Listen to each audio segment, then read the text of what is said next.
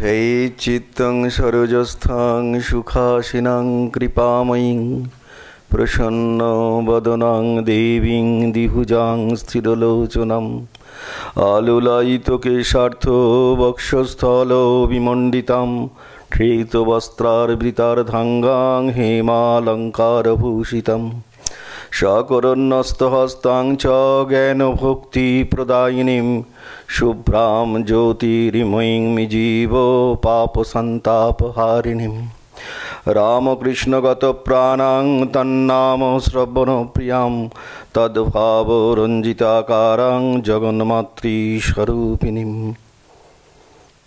प्रथमेই মাতৃচরণে প্রণাম এবং পূজনীয় স্বামী শিবানন্দজির চরণে প্রণাম জানিয়ে আজকের মাতৃ অনুধ্যান। আমরা আদ্যাশক্তি মহাশক্তি স্বরূপিণী দেবী সারদার স্বরূপ অনুধ্যানে পবিত্র হয়েছি এবং এই স্বরূপ অনুধ্যানে দেখেছি যে আজকের মা সারদা যিনি সার দান করতে এসেছেন, গত দুটি আলোচনায় আমরা পেয়েছি এমন কতকগুলো মণিমুক্ত, সেখানে পেয়েছি মা নিজেই আমাদেরকে জয়যুক্ত করবার জন্য আবির্ভূতা হয়েছেন যুদ্ধক্ষেত্রে। হরিশকে তিনি স্বস্থ এবং সুস্থ করেছিলেন। উদ্বোধনের সামনে কুলি বস্তির সেই কুলি মজুরটি যে তার স্ত্রীকে নির্যাতন করছিল, তাকে একটি চরম হুঙ্কারের মাধ্যমে মা চুপ করিয়ে দিয়েছিলেন। আর শেষকালে আমরা দেখেছিলাম সেই অপূর্ব মাতৃমূর্তির মমতাকে আত্মসাৎ করা, মায়াকে, ভালোবাসাকে আত্মসাৎ করার এক অপূর্ব জীবন দর্শন দেখেছিলাম। তার সন্তান যখন শেষ নিঃশ্বাস ত্যাগ করার আগে মায়ের কাছে যাবেন, মার কাছে তার সমস্ত যন্ত্রণা এবং আর্তিগুলো বলবেন, তখন মাও টুকরে টুকরে যেন কেঁদে উঠেছিলেন। এমনই একটি মাতৃমূর্তি। কেন না, মাতৃমূর্তিতে আমরা মমতা দিয়ে তিনি জয়যুক্তা হয়েছিলেন, তিনি জয়ী হয়েছিলেন। আজকের আমাদের যন্ত্রণা, আমাদের জ্বালা, আমাদের এই তপ্ত হৃদয়টাকে একটি অপূর্ব সাড়া দিয়ে, একটি অপূর্ব ভাবনা দিয়ে, একটি অপূর্ব ভালোবাসা দিয়ে তিনি আমাদেরকে সুস্থ করার যে অপূর্ব প্রচেষ্টা, তার মানে সেই অপূর্ব প্রচেষ্টাতেই আমরা মা সারদাকে অনুধ্যান করছি। কেন করছি না, করছি এই কারণে যে আমরা জানি যে স্বামী বিবেকানন্দ বলেছেন যে আমি জ্যান্ত দুর্গার পূজা দেখাবো। তাই তিনি যে জ্যান্ত দুর্গা, সেইটি প্রমাণ করার জন্য আমরা এই অপূর্ব অনুধ্যানটি বেছে নিয়েছি। মহাষ্টমীর দিন আমরা প্রত্যেকে পুষ্পাঞ্জলি দিই। জয়ন্তী মঙ্গলা কালী ভদ্রকালী কপালিনী দুর্গা শিবা ক্ষমা ধাত্রী স্বাহা স্বাধা নমস্তুতে। আমরা এই মন্ত্রটি উচ্চারণ করে মায়ের পায়ে আমাদের সমস্ত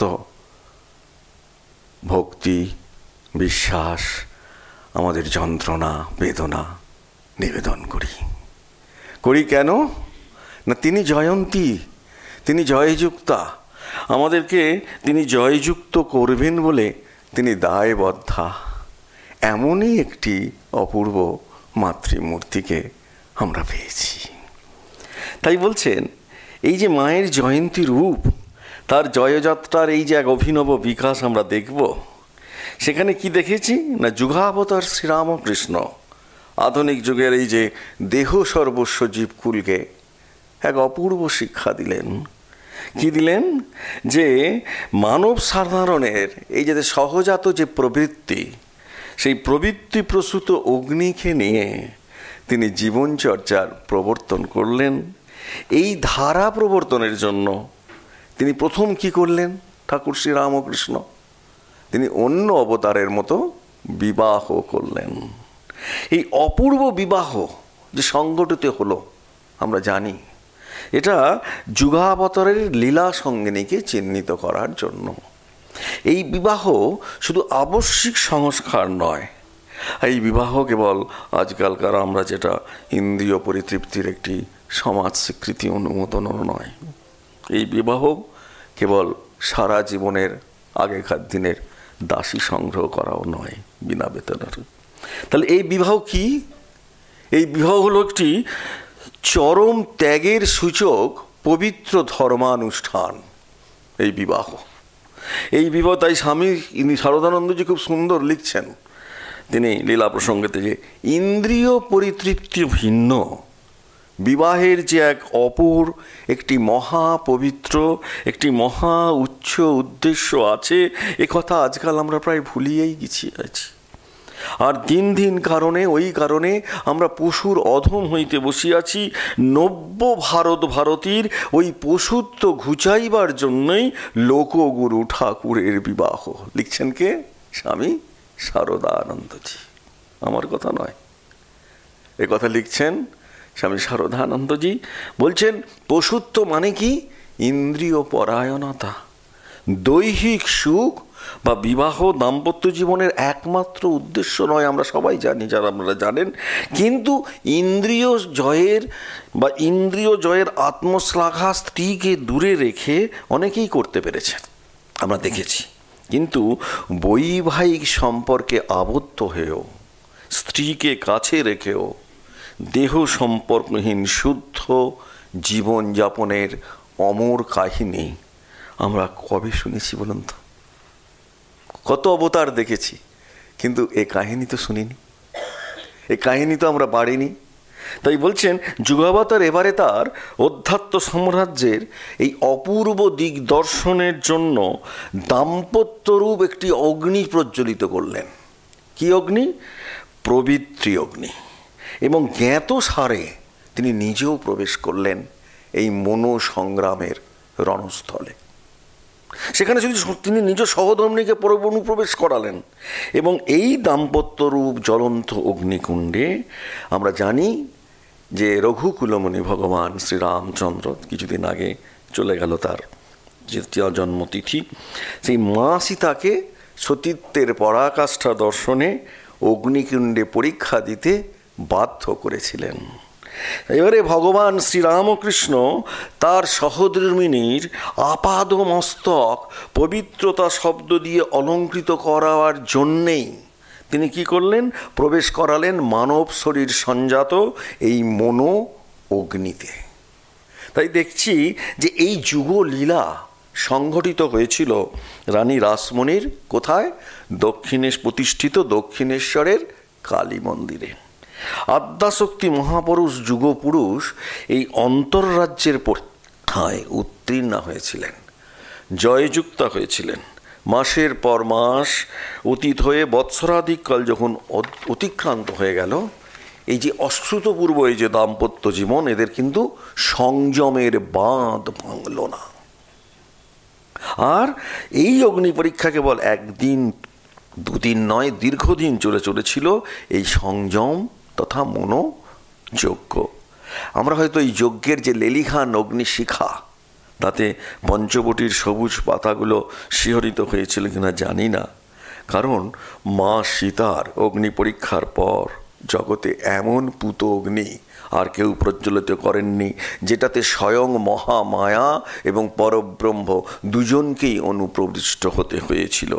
এই রোমহর্ষক শিহরণকারী অগ্নি পরীক্ষায় মানব দেহ ধারণ করে আদ্যাশক্তি পরমা প্রকৃতি মা শারদা উত্তীর্ণা হয়ে নিজ জয়ন্তী নামের, এই যে একটু আগে আমরা বলছিলাম জয়ন্তী, এই জয়যুক্তা তিনি যে জয়ন্তী সেটি সার্থক রূপায়ণ ঘটালেন। তাই বলছে যে এই অগ্নি পরীক্ষার চূড়ান্ত আদর্শ স্থাপনে ভগবান শ্রীরামকৃষ্ণ তিনি মায়ের অসাধারণ ভূমিকার প্রশংসা করে খুব সুন্দর কথা বলছেন। ও মানে মা শারদা, ও যদি এত ভালো না হইতো, আত্মহারা হইয়া তখন আমাকে আক্রমণ করিত, তাহলে সংযমের বাঁধ ভাঙিয়া দেহবুদ্ধি আসিত কিনা কে বলিতে পারে। ঠাকুর বলছেন এই জন্য নিজ নারী জীবনে সংযমের এমন পরাকাষ্ঠা প্রদর্শন কেবল ভগবতীতেই সম্ভব, যিনি দেবী। কেবল আধুনিক জনসাধারণের দাম্পত্য জীবনের আদর্শ শিক্ষা দেবার জন্য এই লীলাবিলাস। এটা কার জন্য করলেন? আমাদের জন্য, আধুনিক দাম্পত্য। তাই লীলাগমানী গুণমণি সাধারণ জীবকে খুব সুন্দর উপদেশ দিয়েছেন। আমি মানি না বা পারি না অন্য জিনিস, কিন্তু উপদেশ তার আছে। কারণ এই যে অপূর্ব জীবন তিনি যাপন করলেন, সেই জীবনে একটি যদি ছেলেপুলির পরই স্বামী স্ত্রী ভাই বোনের মতো থাকবে। অর্থাৎ নিজ জীবনে 16টাং করবার পর 1টাং করার জন্য এমন অত্যাশ্চর্য লীলা এই ভগবতীর জীবনে দেখা গেল, তাই না? তাই আমরা যত দেখব যে অপূর্ব লীলা, এই লীলাতে কি হয়েছে, পরব্রহ্ম যখন লীলা বিগ্রহিণী হয়ে মর্তে অবতরণ করেন, তখন তাদের লীলাবিলাসে চমৎকারিতে আমাদের অতবাক হতে হয়। এবং এই অধ্যাত্ম ইতিহাসের জগতে এক অত্যাশ্চর্য ঘটনা ঘটল। কি ঘটল? মানবী দেহ ধারণ করে এই যে আবির্ভূতা হয়েছেন জগন্মাতা, তিনি মহামায়ার স্ফুটনোন্মুখ মহাশক্তিময়ী দেবীত্বের আনুষ্ঠানিক উদ্বোধনের কাল তখন শ্রীরামকৃষ্ণের কাছে আসছে না? খুব সামনেই আমাদের আসছে। তো কি আসছে?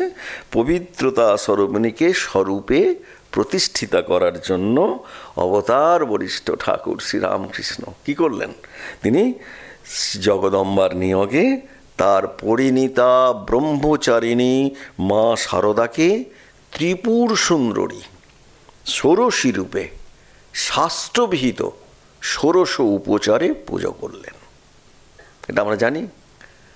আপনারা জানেন আজ হচ্ছেন 23শে এপ্রিল, আর ঠিক 1 মাস পরে মা আর একটা জয়ন্তী হয়েছিল, সেটা আপনাকে পরের দিন, আজকেই হয়তো যদি সময় আসে বলবো। 23শে মে, সেও এক অপূর্ব জিনিস। 5ই জুন 1872 অমাবস্যা কৃষ্ণপক্ষের মহানিশা, তাই না? এবং ফলরানী কালী পূজার রাতে শারদা সরস্বতী তিনি কি করলেন? লীলা গুণমণি সরস্বতীকে লীলা গুণমণি ভগবান শ্রীরামকৃষ্ণ শ্রীবিদ্যারূপিণী ষোড়শী রূপে পূজা করলেন। এখানে মাথা রাখতে হবে যে ষোড়শী রূপে পূজা করলেন মানে সূচনা হলো দেবী মানবের মাতৃভাব প্রসারের বহু প্রতীক্ষিত পুণ্য লগ্ন। কারণ আপন ধর্মসঙ্গিনী তথা পত্নীকে পূজা করে নিখিল স্ত্রী জাতিকে কেন করলেন? অপার মাতৃত্বের গৌরবে তিনি মহিমান্বিত করলেন। এবং সেখানেই না যুগবতরে ঠাকুরের সাধনার পরিসমাপ্তি ঘটল। তাই জন্য শঙ্করাচার্য প্রতিষ্ঠিত শৃঙ্গেরি মঠের অধিষ্ঠাত্রী দেবী শারদা ষোড়শী আবার মানব বিগ্রহী মা শারদা রূপে আবির্ভূতা হলেন। এটা আমরা সবাই জানি। এবং জানলেও কি হয় না, দেখেছি যে এই যে পুজোটা শ্রীরামকৃষ্ণ তাকে করেছিলেন আদ্যাশক্তি মহামায়া, ওই রাত্রে এক রূপে দক্ষিণেশ্বরের দেবালয়ে ভবতারিণী রূপে, অন্য রূপে ঠাকুরের ঘরে যুগপদ এই পুজোয় শ্রীরামকৃষ্ণ তার সমস্ত সাধনার ফল দিয়ে নির্মাণ করলেন এক অপূর্ব মাতৃবিগ্রহ। এই যার কাছে আমরা এসেছি আজকে, মায়ের কথা শুনে আমরা অনেকে শুনতে এসেছি। কেন? মার কথা শুনব। প্রচণ্ড আমাদের একজন বলছেন, মায়ের কথা তুমি আর করেই শোনো আর চিদে করেই শোনো, মিষ্টি লাগবেই।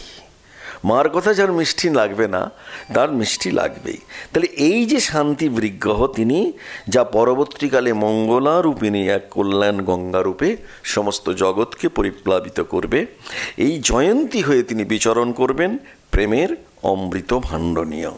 আর রামকৃষ্ণ সংঘের অধিষ্ঠাত্রী দেবী হিসেবে তার আনুষ্ঠানিক অভিষেকও প্রতিষ্ঠা হবে। এবং তিনি এই ব্যাপারে আমরা দেখেছি যে তিনি প্রতি মুহূর্তে মা জয়ন্তী হয়েছেন। এবং তার এই জয়ন্তী শুধু যে কেবলমাত্র শ্রীরামকৃষ্ণ বুঝেছিলেন তা নয়, ঠাকুর তো তাকে পরীক্ষা করে নিয়েছেন। কিন্তু আমরা যদি একটু স্বামীজির দিকে তাকাই, স্বামীজি কি বলছেন যে শ্রীমাকে স্বামীজি শ্রীরামকৃষ্ণের সঙ্গে সর্বদা অভিন্ন জ্ঞান করেছেন। তার দৃষ্টিতে কি যে একই সত্তা, অখণ্ড সত্তা দুটো দেহের আধারে প্রকাশিত হয়েছে। স্বামীজি লিখছেন, মা ঠাকুরানীকে তাহার জন্ম জন্মান্তরের দাসের পুনঃ পুনঃ ধুল্যবলুণ্ঠিত সাষ্টাঙ্গ দিবে, তাহার আশীর্বাদে আমার সর্বতোমঙ্গল। এটা 1895 সালের লেখা। আমরা জানি শ্রীরামকৃষ্ণকে যখন স্বামী নরেন্দ্রনাথ গ্রহণ করেছেন, 6টা বছর ধরে তার সঙ্গে যুদ্ধ করেছেন, কিন্তু মা শারদাকে কোনো রকমের যুদ্ধ নেই। তার সঙ্গে কি কথা হয়েছে আমরা জানি না, কিন্তু তিনি জন্ম জন্মান্তরের দাস। কাকে বলছেন? জন্ম জন্মান্তরের মাকে, গণ্ডি ভাঙা মাকে, সত্যিকারের মাকে, যে মা আমাদের সর্বদা আশীর্বাদ করছেন। এবং শ্রীরামকৃষ্ণের উদ্দেশ্যে রচিত বিখ্যাত কবিতে, যে কবিতা তিনি লিখেছেন, গাই গীত শোনাতে তোমায়, পড়বেন, অপূর্ব কবিতা স্বামীজি লিখেছেন। সেখানে সাক্ষ্য করেছেন কবিতার প্রথম স্তবকে, দাস তম তোমা দোহাকার সশক্তিক নমিতব পদে। সশক্তিক, সেখানে কিন্তু মা আছেন। অর্থাৎ 1895 খ্রিস্টাব্দে স্বামী রামকৃষ্ণানন্দজীকে স্বামীজি লিখছেন, শাঁকচুন্নি যে ঠাকুরের পুঁথি পাঠিয়েছে পরম সুন্দর, কিন্তু শাঁকচুন্নি একটা গোলমাল করে ফেলেছে। কি গোলমাল? যে প্রথমে শক্তির বর্ণনা নেই, মহাদোষ। তাহলে জয়ন্তী কেন? মা জয়ন্তী না, স্বামীজি খালি চোখে বুঝে গেছেন যে শক্তির বর্ণনা নেই। তাহলে এই যে তুমি দ্বিতীয় এডিশনে শুদ্ধ করিয়া লিখিবে, এই প্রসঙ্গে স্বামী সারদেশানন্দজি, গোপেশ মহারাজ খুব সুন্দর লিখছেন শ্রীরামকৃষ্ণ পুঁথি লেখককে। স্বামীজি ব্যগ্রভাবে নির্দেশ দিচ্ছেন পুঁথিতে ঠাকুরের সঙ্গে মায়ের স্তব যোগ করার জন্য, এবং সশক্তিক ছাড়া ভগবানের উপাসনা হয় না। সেই জন্য বলছেন, তাই পরে সংযুক্ত হলো, জয় মাতা শ্যামা সুতা জগৎ জননী রামকৃষ্ণ ভক্তিদাত্রী চৈতন্য দায়িনী। অর্থাৎ স্বামীজি স্বয়ং স্বরচিত ঠাকুরের আরাত্রিক স্তবে কি করলেন? হ্রিং ওং হ্রিং, আপনারা করেন না প্রতিদিন? হ্রিং মন্ত্র জপ করলেন। কে করলেন? স্বামীজি। জয়ন্তী, কারণ আগেই তিনি স্বামীজির হৃদয়কে জয় করে নিয়েছেন, স্বামীজিকে দেখিয়ে দিয়েছেন তিনি কে। এবং ঠাকুরের মহিমা উপলব্ধির জন্য স্বামীজি দীর্ঘকাল এই কেন, তাই জন্য একজন স্বামীজিকে জিজ্ঞেস করছেন যে, আচ্ছা স্বামীজি, আপনি এত দর্শনের জন্য দেখি, কুমুদবন্ধু সেন একটি খুব অপূর্ব দর্শনের কথা বলছেন, যে তার স্মৃতি, যে মা তার ঘরের দরজায় সর্বাঙ্গ চাদরে ঢেকে নীরবে দাঁড়িয়েছিলেন। স্বামীজি যেই প্রবেশ করলেন, সোজা মাটিতে শুয়ে তাকে সাষ্টাঙ্গ প্রণাম করলেন, কিন্তু তার পাদস্পর্শ করলেন না। এখানে স্বামীজির থেকে শিখতে হবে। আমরা যাকে ভালোবাসি, যাকে পবিত্র মনে করি, তাকে কখনো আমরা স্পর্শ করব না। কেন করব না? যাতে আমার নিজের কোনো অপরাধ না হয়, স্বামীজি শেখাচ্ছেন। তাই বলছেন, তারপর তিনি উঠে দাঁড়িয়ে উপস্থিত যারা স্বামীজির পিছনে যারা দাঁড়িয়েছিল তাদের কোমল কণ্ঠে বললেন, যাও মাকে সাষ্টাঙ্গে প্রণাম করো। তারপর বলছেন, কিন্তু কিভাবে প্রণাম করব? কিন্তু কেউ তার চরণ স্পর্শ করো না। আর কি না, তার এতই করুণা। কেন করব না? তার এতই কোমল তার প্রকৃতি, তিনি এতই স্নেহময়ী যে তিনি যখন কেউ তার পাদস্পর্শ করবে, তিনি তার সর্বগ্রাসী করুণা, তার সীমাহীন ভালোবাসা এবং সমবেদনা দ্বারা তৎক্ষণাৎ তার যাবতীয় দুঃখ কষ্ট নিজের মধ্যে আকর্ষণ করে নেবেন। কেন করবে না? ওই জন্য এত ভালোবাসেন তিনি। আমরা মায়ের কাছে কেন এসেছি? ভালোবাসা পেয়েছি, তাহলে আমরা আসতাম না তো। প্রত্যেকে আমরা মাকে ভালোবাসি। তাই বলছেন যে তার ফলে তাকে নীরবে অপরের জন্য কষ্ট ভোগ করতে হয়। ধীরে ধীরে একে একে তার সম্মুখে সাষ্টাঙ্গে প্রণত হয়। মুখে কিছু না বললেও তোমাদের অন্তরের অন্তঃস্থল থেকে নীরবে তার কাছে সর্বান্তঃকরণে প্রার্থনা করো আর তার আশীর্বাদ ভিক্ষা করো। তিনি সর্বদাই অলৌকিক স্তরে অবস্থান করেন এবং সকলের মনের কথা জানেন। তিনি অন্তর্যামিনী। কে বলছেন? স্বামীজি। এই যে আমরা বারবার বলি, মা তোমার করুণা পেলাম না, তুমি কথা বলছো না কেন গো? এত করুণা তার দুটি চোখে এত ভালোবাসা যেন উপচে পড়ছে। তাকে যখনই আপনি আপনার যন্ত্রণা বলবেন তখন দেখবেন একটি অপূর্ব যোগাযোগ সৃষ্টি হয়েছে। হ্যাঁ, এবং এই আমাদের সকলের প্রণাম শেষ হলে গোলাপ মা তখন নীরবতা ভঙ্গ করে জিজ্ঞেস করছেন স্বামীজিকে, মা জানতে চাইছেন দার্জিলিংয়ে তোমার শরীর কীরম হয়েছে। স্বামীজির তো শরীর খুব ভেঙে গেছিলেন, তাই জন্য তিনি দার্জিলিং গিয়েছিলেন, তাতে কি বিশেষ উপকার হয়েছে জিজ্ঞেস করছেন। তখন স্বামীজি বলছেন যে হ্যাঁ, সেখানে অনেকটা ভালো ছিলাম।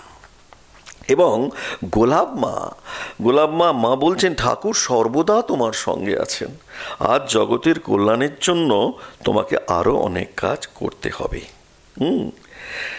তখন স্বামীজি বলছেন, কি অপূর্ব বিশ্বাস দেখুন। আমরা স্বামীজির এই কথাটা পড়ছি কেন না, জয়ন্তী মানে কি স্বামীজির হৃদয়ের পুরো বিশ্বাসটাই যেন মা জয় করে নিয়েছেন।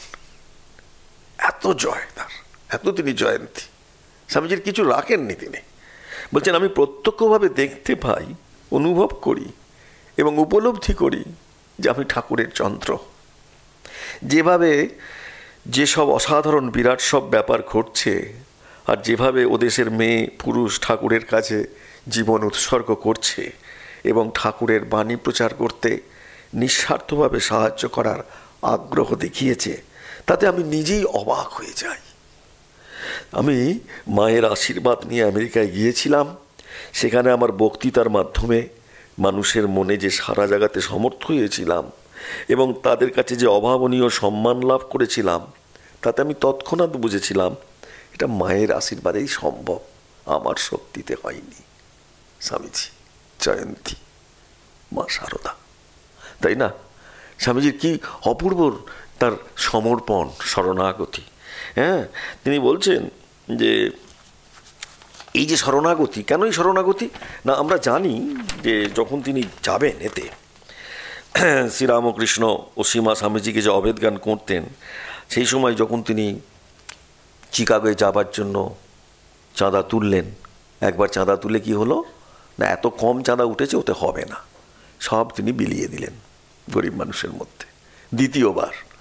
দ্বিতীয়বার চাঁদা তোলার পরে স্বামীজি দেখলেন ঠাকুরের একটা দর্শন পেলেন, সংকল্প স্থির হয়ে গেল, কিন্তু তখনও মনে তার সংশয়। ঠাকুরের দর্শন পেলেন, সংকল্প স্থির হয়ে গেল, কিন্তু মন ঠিক করতে পারছেন না।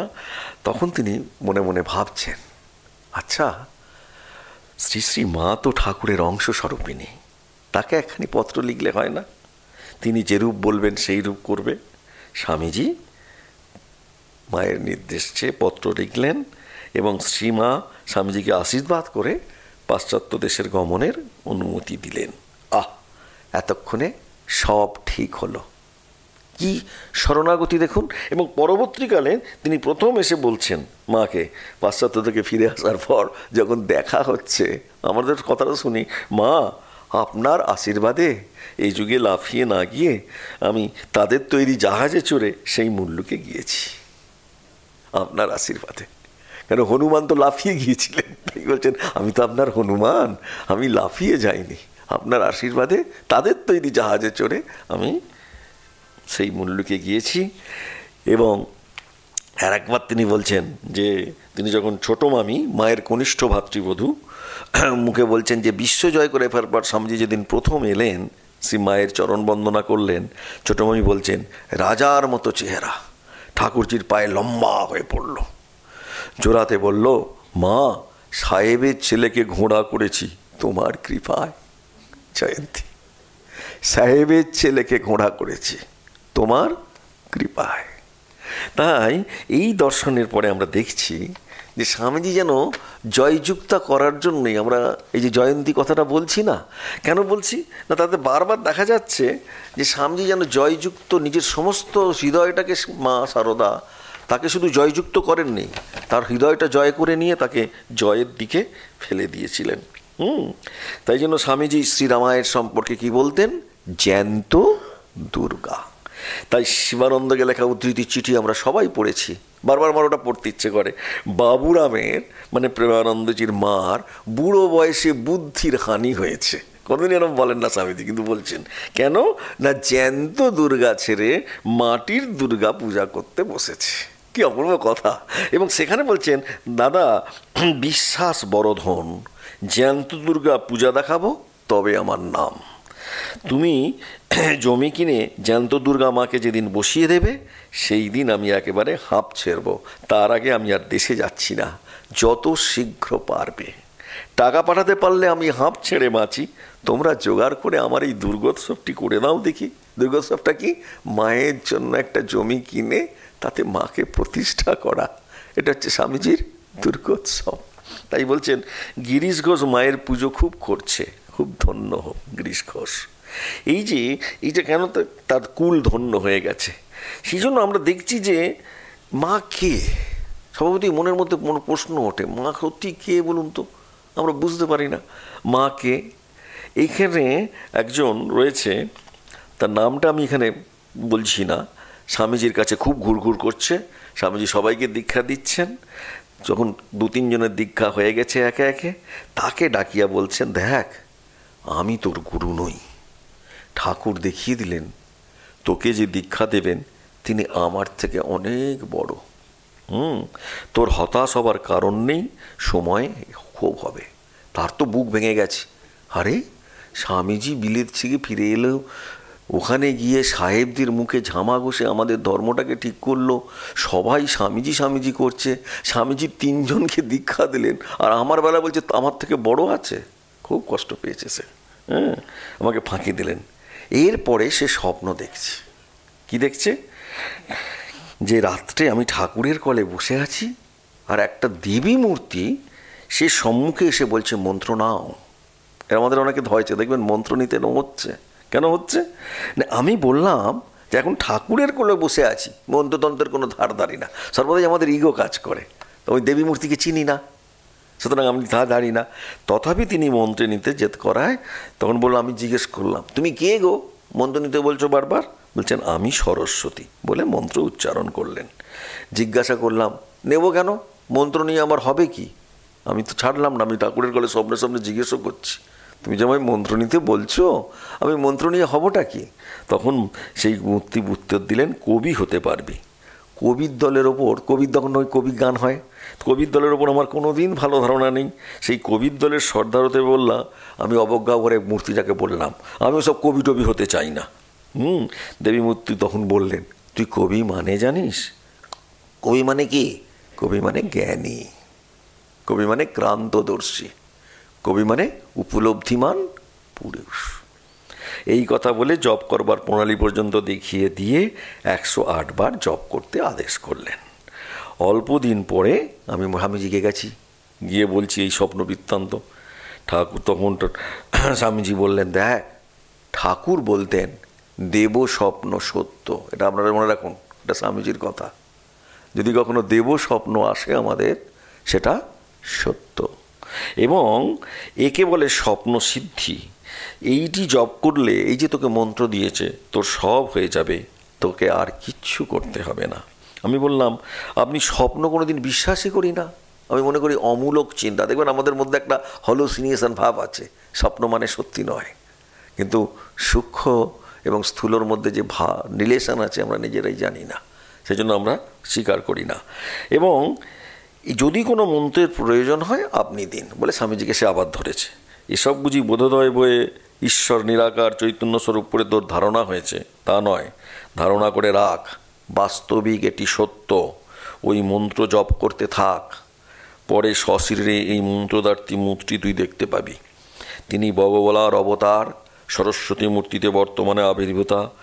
আপনার কথা আমি বুঝতে পারছি না। বলছেন সময়ে বুঝতে পারবি, যখন দেখতে পাবি তখন মহা শান্ত ভাব, কিন্তু ভিতরে সংহার মূর্তি। সরস্বতী অতি শান্ত কি না? সরস্বতী অতি শান্ত।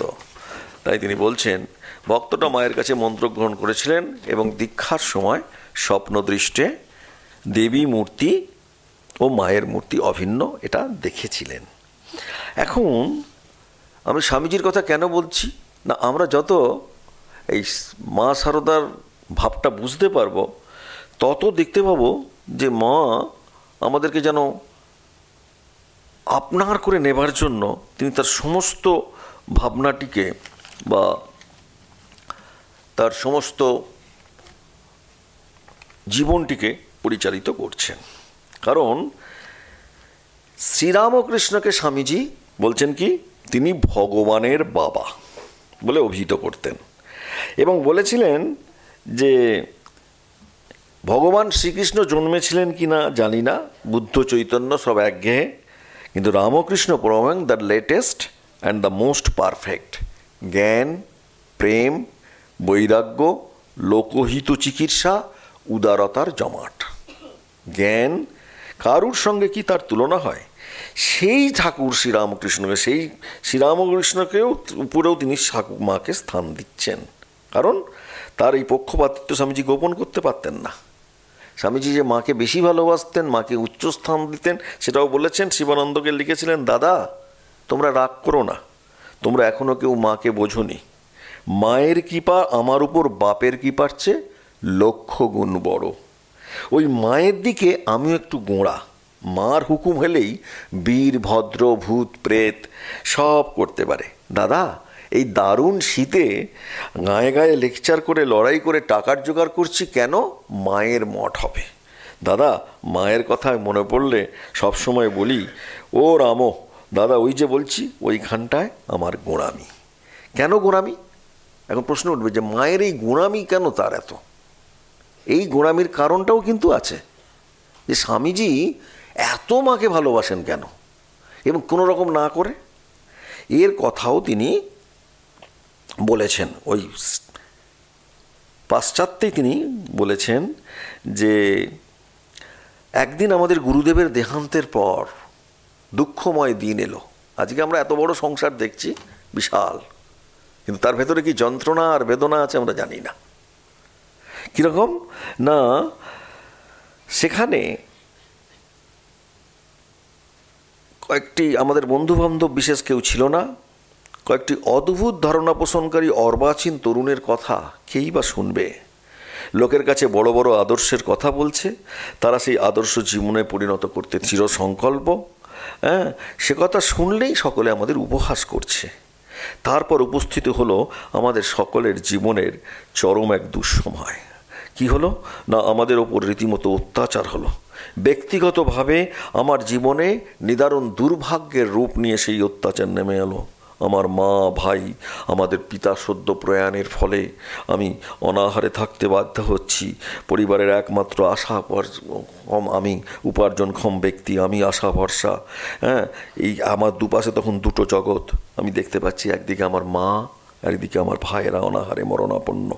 অপরদিকে আমি বিশ্বাস করতাম যে আমার গুরুদেবের আদর্শ ভারত এবং সমগ্র জগতের কল্যাণকর, এবং তার প্রচার এবং বাস্তব রূপায়ণ করতেই হবে। সুতরাং আমার মনের মধ্যে যে কি দিনের পর দিন, মাসের পর মাস এই চলতে থাকলো সংগ্রাম, সে কি হৃদয় যন্ত্রণা! এই যন্ত্রণার তীব্রতা ছিল অসহনীয়। সেদিন আমাকে সহানু দেখানোর জন্য আমি কাউকে পাইনি, শুধু একজন ছাড়া। এইখানেই স্বামীজি, এই একজনটিকে না, তিনি একজন নারী। কেবল সেই একজনেরই সহানুভূতি এবং আশীর্বাদ, আশা বহন করলেন। কিন্তু তিনি ছিলেন নিঃসহায়, আমার গুরুদেবের সহধর্মিণী। আমাদের থেকেও তিনি দরিদ্রের থেকেও ছিলেন দরিদ্র। তার কোনো সাহায্য করার উপায় ছিল না, কিন্তু প্রতি মুহূর্তে আদর্শ রূপ আমরা হব, সেই বিষয়ে তিনি আমাদেরকে আশ্বাস দিয়েছেন। তাই জয়ন্তী কেন মা, বুঝতে পারছেন তো? জয়ন্তী কেন? এইভাবে স্বামীজিকে পুরো আত্মস্থ করেছেন তিনি। এই জন্য বলছেন, এই আত্মস্থ কেন, কীভাবে করলেন না, মায়ের সঙ্গে স্বামীজির পূর্ব উল্লেখিত এটা আমরা দেখেছি। সেই সময় যখন ওই গোলাপ মার সঙ্গে কথা হচ্ছে, তখন স্বামীজিকে শুনিয়ে মা বলেছিলেন, ঠাকুর তোমার মাধ্যমে এই সব মহৎ ও বৃহৎ কাজগুলি করাচ্ছেন, তুমি তার চিহ্নিত শিষ্য সন্তান। তখন কিছু নেই। স্বামীজি সে কথা শুনে গভীর আবেগের সঙ্গে বলেছিলেন, মা আমি তো তারই বাণী প্রচার করতে চাই, এবং সেজন্য যত সম্ভব সত্তর একটি স্থায়ী সঙ্গ স্থাপন করতে চাই। কিন্তু আমার দুঃখ হচ্ছে এই জন্য যে যত দ্রুত আমি করতে চাই, আমি তো পেরে উঠছি না। সীমা তখন নিজেই এই মার এগিয়ে আসা জয়ন্তীর স্নেহকমল কণ্ঠে আশ্বাস দিয়ে বলছেন, তার জন্য তুমি ভাবনা করো না, তুমি যা করেছো আর যা করবে তা চিরকাল টিকে থাকবে, আর এই কাজের জন্যই তোমার জন্ম। জগতের মানুষ তোমাকে লোকগুরু হিসেবে মানবে, তখন কিচ্ছু নেই। মা বলছেন, তুমি নিশ্চিত যেন ঠাকুর তোমার আকাঙ্ক্ষা অচিরেই পূর্ণ করবেন। অল্প দিনের মধ্যেই দেখতে পাবে তোমার চিন্তা, তোমার স্বপ্ন বাস্তবে রূপ নিচ্ছে। সে কথা শুনে স্বামীজি ভক্তি বিনত কণ্ঠে মাকে বললেন, আশীর্বাদ করুন মা, তাই যেন হয়, আমার পরিকল্পনা যেন সত্তর ফলপ্রসূ হয়। আমরা জানি এই আশীর্বাদের পরেই সত্য হয়েছিল। মায়ের সঙ্গে সাক্ষাতের 1 মাস পরেই 1897 সালের 1 মে রামকৃষ্ণ মিশন গঠন। মা আশীর্বাদ করলেন, তারপরেই শুরু হলো সংঘের গঠন। তাই দেখছি যে প্রসঙ্গক্রমে আমরা দেখছি যে এই রকম একটি অপূর্ব জীবন আমরা শুধু দেখেছি না, এই জীবনটাতে আমরা কি পেয়েছি না, এটাতে দেখেছি যে মা তিনি আমাদের সবাইকে জয়ন্তীরূপে আমরা যারা সাধারণ ভক্ত তাদেরকেও তিনি কিন্তু কৃপা করেছেন। কিভাবে করেছেন কৃপা? না, নানানভাবে তিনি কৃপা করেছেন। সেই কৃপা করার আমরা যদি ঘটনাগুলো দেখি, সেই কৃপা দেখলে আমাদের মনে হবে যে মার কাছে আমরাও রেগুলার যাই।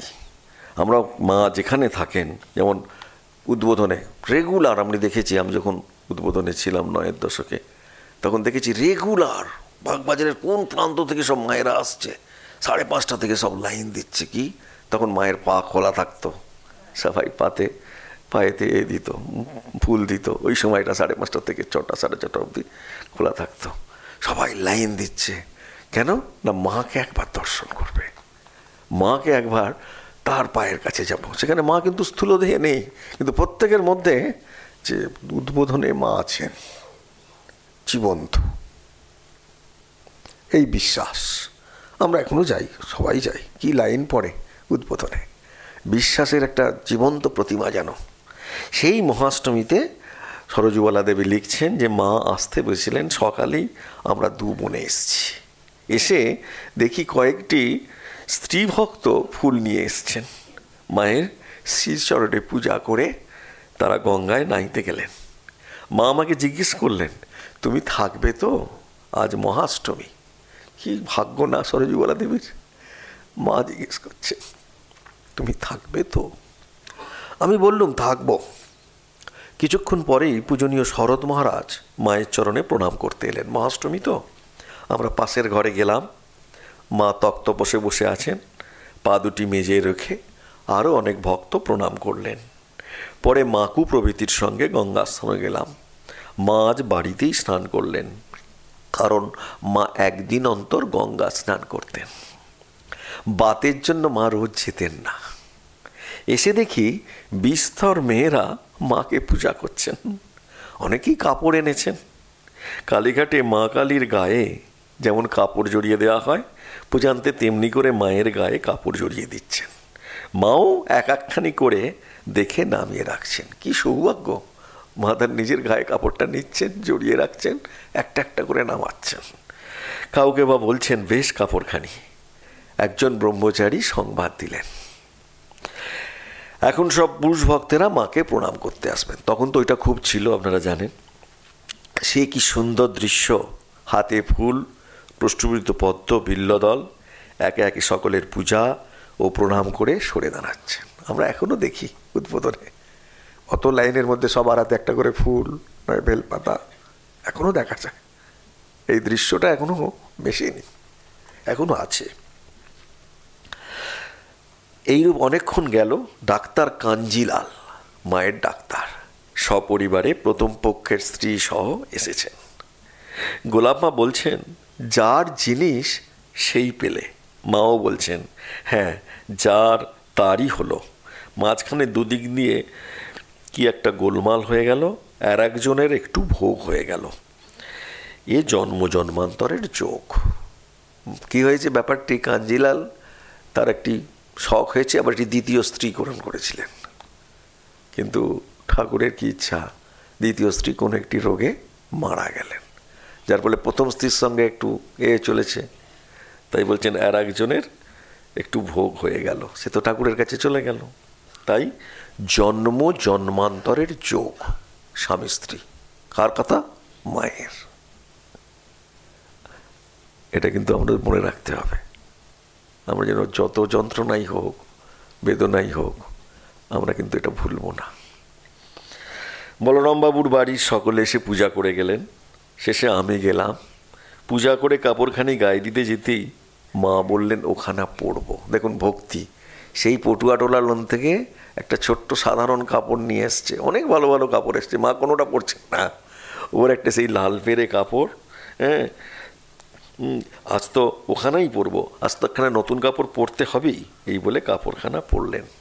সরোজদেবী লিখছেন, আমার চোখে জল, এত ভালো ভালো কাপড় মা সব বাদ দিয়ে আমার কাপড়টা পরলেন। এই হচ্ছে ভগবান এমন করে লীলা করেন। শ্রীরামকৃষ্ণও করেছেন। একজন এক গন্ডা এ নিয়ে ঠাকুরের হাটের মধ্যে গেছেন দক্ষিণেশ্বরে, কিন্তু কিছুতেই ওই রসমুন্ডিটা ঠাকুরকে দিতে পারছেন না। বাইরে দাঁড়িয়ে আছেন, সবাই মিষ্টি দিচ্ছে দিচ্ছে, সে বলতেও পারছেন যে ঠাকুর আমি তোমার জন্য এই 5 পয়সার রসমুন্ডি এনেছি। বলতে লজ্জা পাচ্ছে, বলতে পারছে না। কিছুক্ষণ বাদে ঠাকুর বেরিয়ে এসছেন, এসে যদি খুঁজছেন, বলছে, তারপর মহিলাকে দেখে বলছে আমার ওটা খিদে পেয়েছে, তোমার কাছে কিছু আছে? তখন তোর চোখে জল এসে গেছে। রসমুন্ডিটা ঠাকুরকে দিয়েছে, ঠাকুর সবগুলো খেয়েছেন। এই যে পতিত পাবন ভগবান, এইরকম ভগবান আমাদের কাছে এসছেন, আমরা জানতেও পারি না, বুঝতেও পারি না।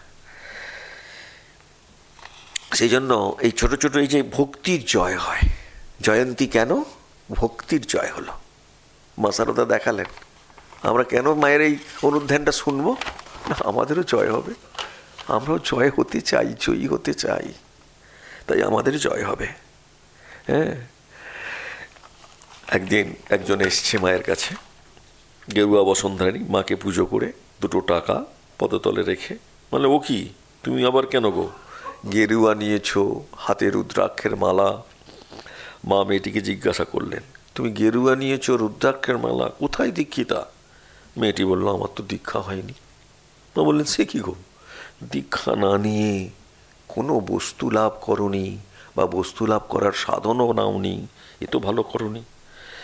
বেশটি যে বড় গো, তুমি গেরুয়া নিয়েছো, আমি আমারই যে জোরহাত করে তোমায় প্রণাম করতে আসছিল, ওটা করতে নেই। তুমি দীক্ষা নাওনি অথচ গেরুয়া নিয়েছো, মাথায় রাখবেন আপনারা। মা বলছেন, আগে বস্তু লাভ হোক, সকলে যে পায়ে মাথা দিতে আসবে, সেটা নেবার শক্তি তো তুমি জোগাড় করো। কি অপূর্ব কথা মায়ের। মেয়েটি বলল, মা গো, আমি তো আপনার কাছে দীক্ষা নেব বলেই এসব ইচ্ছা করেছি। মা বললেন, সে কি করে হবে? তবু মেয়েটি মিনতি করছে। গোলাপ মা একটু সহায় হলেন। মা অনেকটা সদয় হয়ে এসেছেন দেখলুম। মা বললেন, দেখা যাবে পরে। গৌরীমা তার আশ্রমের মেয়েদের নিয়ে এসছেন, সকলেই পূজা করে প্রসাদ নিয়ে বিদায় নিলেন। মেয়েটি স্থির হয়ে বসেছিল, শেষকালে মা তাকে ডেকে দীক্ষা দিলেন। ব্যাকুলতার জয় হলো। তাই বলছেন, ঠাকুর পূজা শেষ করে বিলাস মহারাজ চুপি চুপি মাকে বলছেন, আমরা মায়ের কথা পড়বো কেন, অন্যায় করে ফেলি। মায়ের কথায় অন্যায়ের শোধনের নানান রকমারি দিক রয়েছে। হ্যাঁ, তাই বলছেন যে আজকে ঠাকুর ভোগ নিলেন কি না জানি না। ঠাকুরের ভোগ কিরম হয় জানেন তো? এটা একদিন বলেছিলেন একজন সাধু, যে ঠাকুর কি খান? আমরা দিই। হ্যাঁ, ঠাকুর খান তো চোখ দিয়ে। তিনি চোখ দিয়ে একটি দৃষ্টি ফেলেন ওই অন্নের ওপর, যার ফলে ওটা পরমান্ন হয়ে যায়।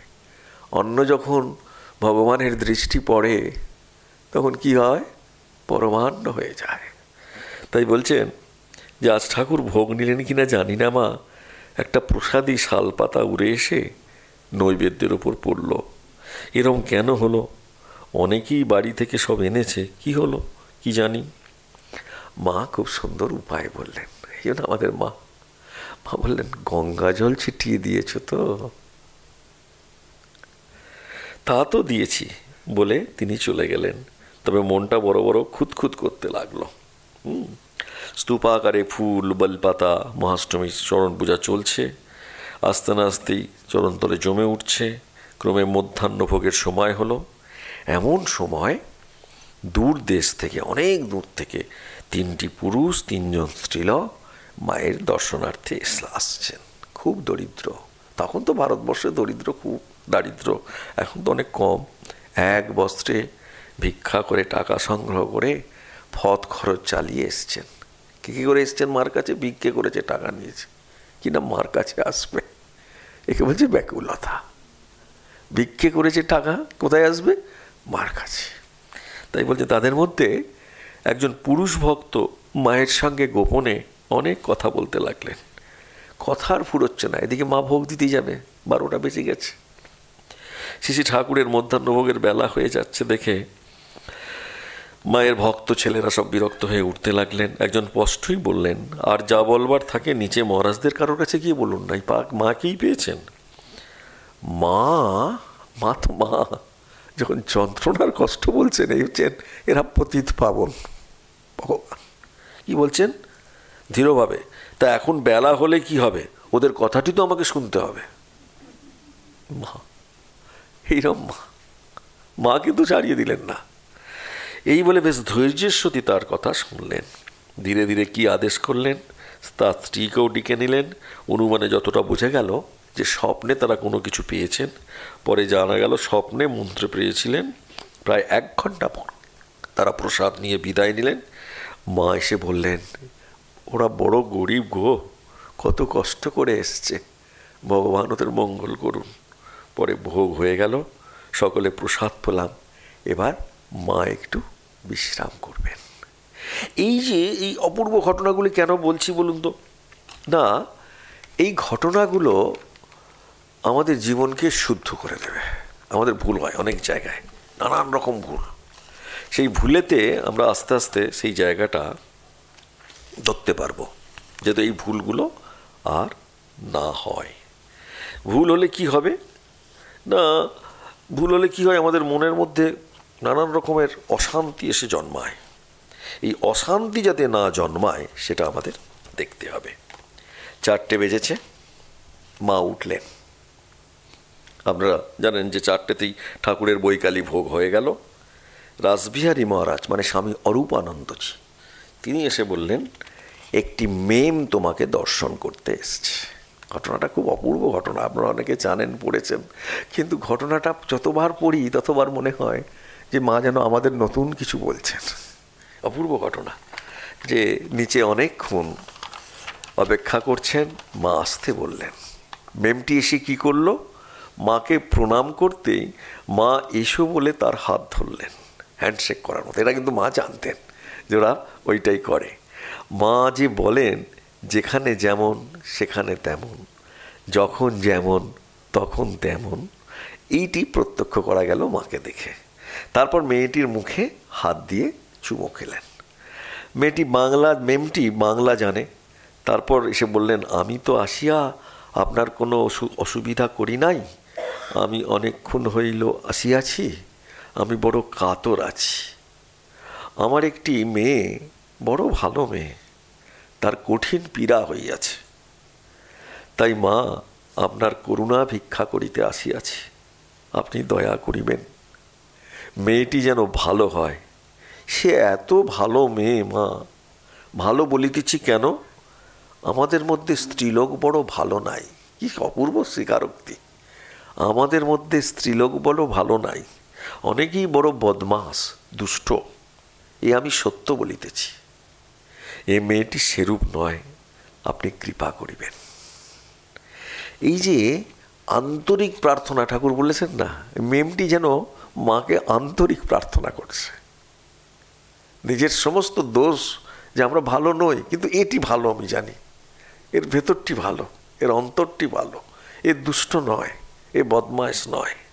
মা কি বললেন, আমি প্রার্থনা করব তোমার মেয়ের জন্য ভালো হবে। মেমটি এই কথায় খুব আশ্বস্ত হলেন। তবে আর ভাবনা নেই, যেন সে একটা হীরা পেয়ে গেছে। এতক্ষণ কাঁদছিল, চোখের জল মুছে গেছে।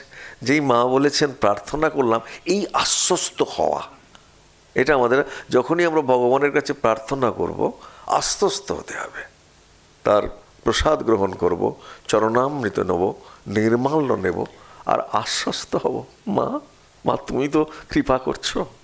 এই যে তবে আর ভাবনা নেই। আপনি যখন বলিতেছেন ভালো হইবে, তখন ভালো হইবেই, নিশ্চয় নিশ্চয় নিশ্চয়, 3 বার বলছেন, 3 বার মেমটি বলছেন ভালো হইবেই। কথায় খুব জোর এবং বিশ্বাস প্রকাশ পেয়েছিল।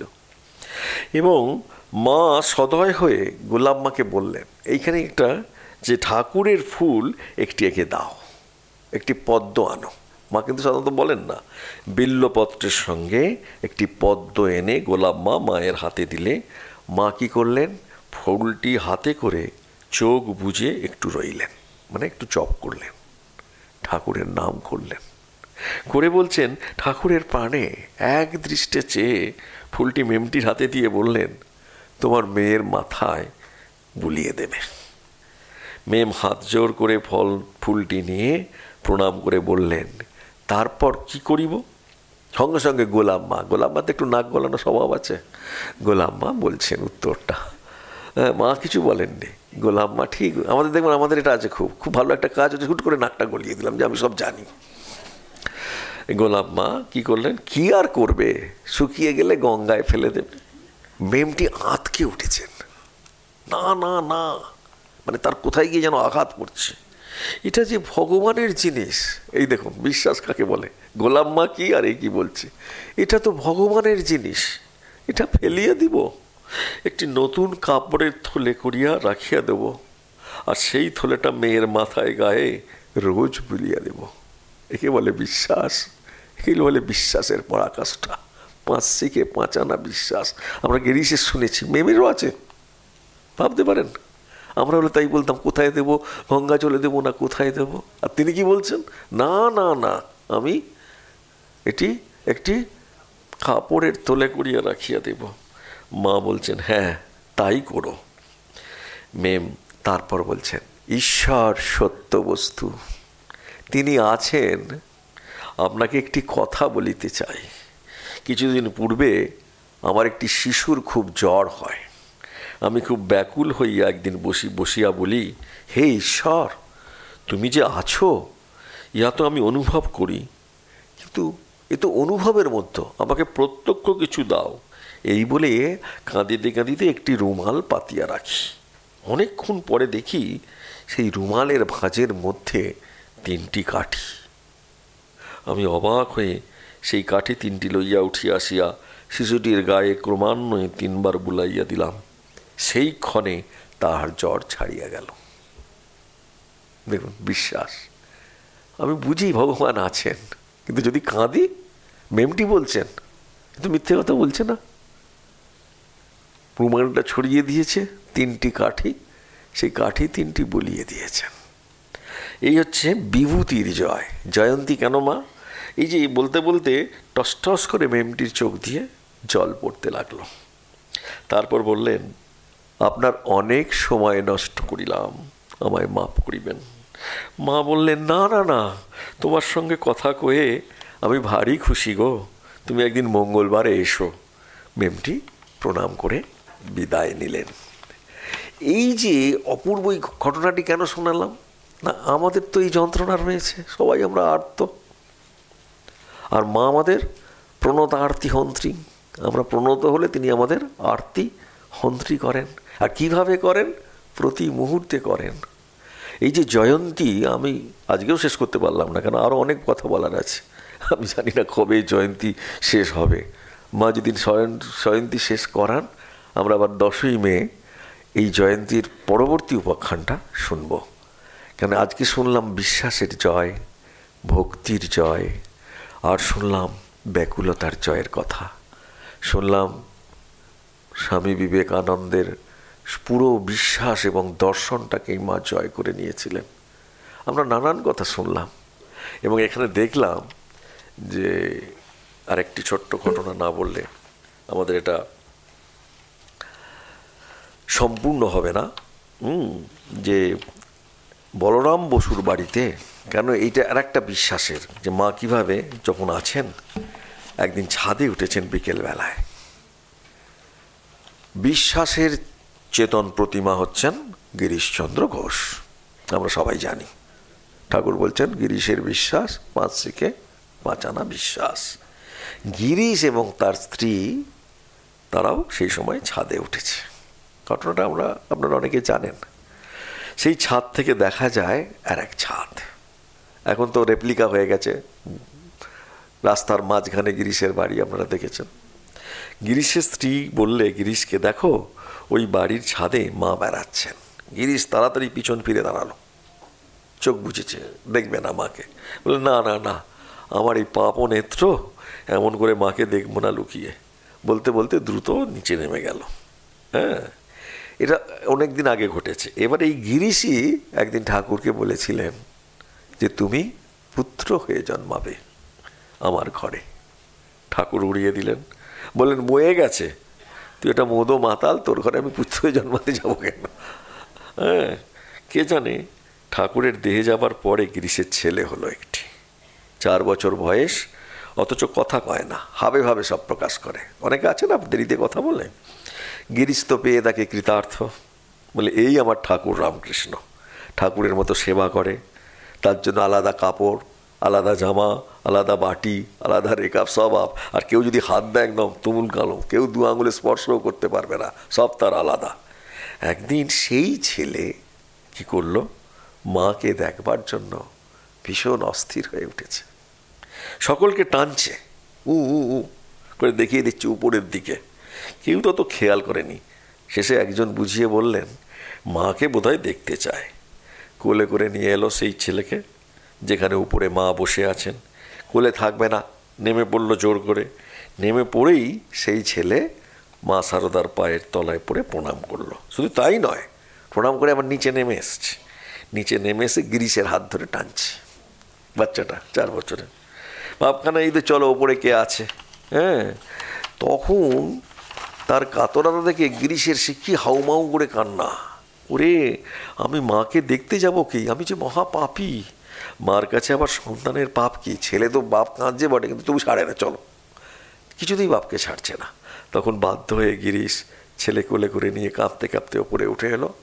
2 চোখে জল গড়াচ্ছে, অবিরল ছেলে আর বাপ দুজনেই যেন 4 বছরের। ছেলেও কাঁদছে। এসেই মার পায়ের কাঁধ নিচে সাষ্টাঙ্গ হয়ে পড়ল।